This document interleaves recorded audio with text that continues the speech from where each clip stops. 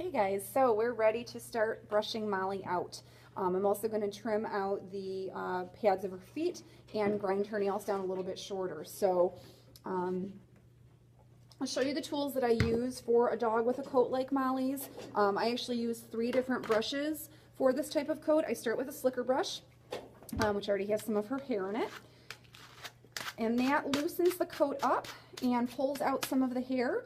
And then I'm going to go to a rake to further pull that dead undercoat out, reduce shedding a little bit, and then I'm going to finish with the furminator, which is an excellent tool if you have a heavily shedding dog. If you have a short-coated dog that has this type of coat, this is really nice. It really does pull out a ton of fur and really knocks as much of that fur off as possible so that they're not shedding on you quite as much. But I'm going to start with the slicker brush, and I'm going to kind of go over her entire body with the slicker brush and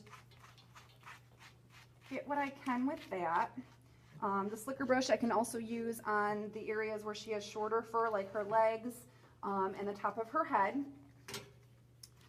You want to be gentle with it. You don't want to like dig in and put a lot of pressure because these pins are metal and they're pretty thin little pins, so I don't want to scratch the dog. But I do want to get in there and make sure that I'm pulling out what I can. Stand? Good. Especially in the areas of her coat. Stand. Good, stand. Good girl, stay. Especially in the areas of her coat where her fur is really dense, like up here, kind of in her ruff, on her chest. She's got pretty thick fur, pretty dense fur on the back of her legs, kind of, I call them their pants, so she has pretty thick pants. Stand. Good, stay. Stand. Good girl, stay. Good, stay. Good girl.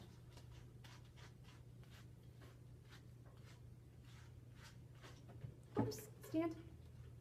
Good, stay. Good girl. And again, this is a time of the groom where I'm able to see, as I'm going over the dog, if there's any little areas of concern.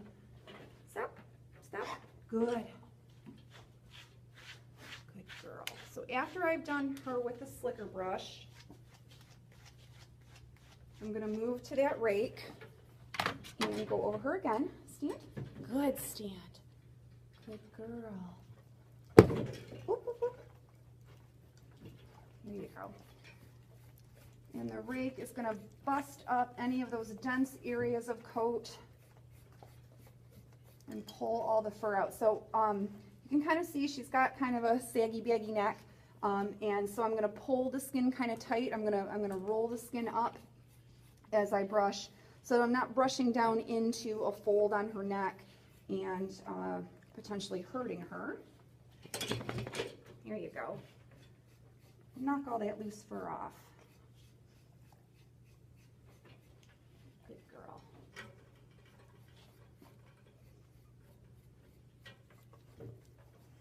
Good.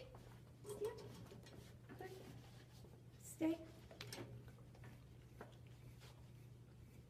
Good girl. Stay. Stand. Stay. Good girl.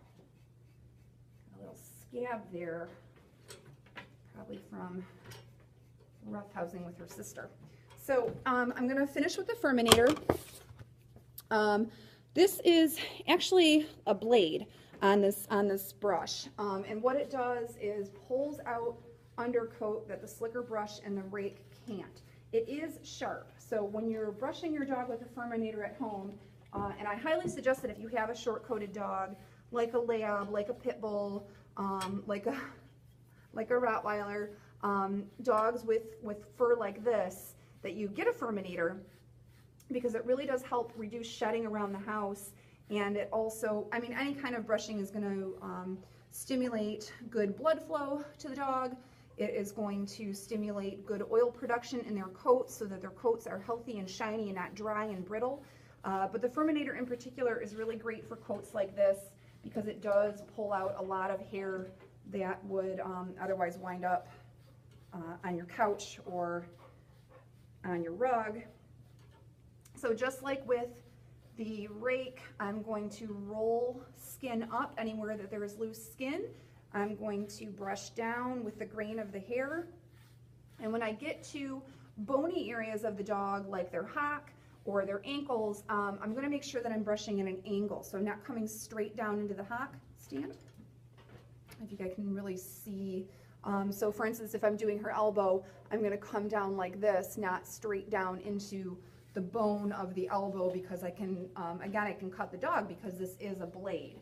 So I don't want to hit any bony outcroppings and potentially cut the dog.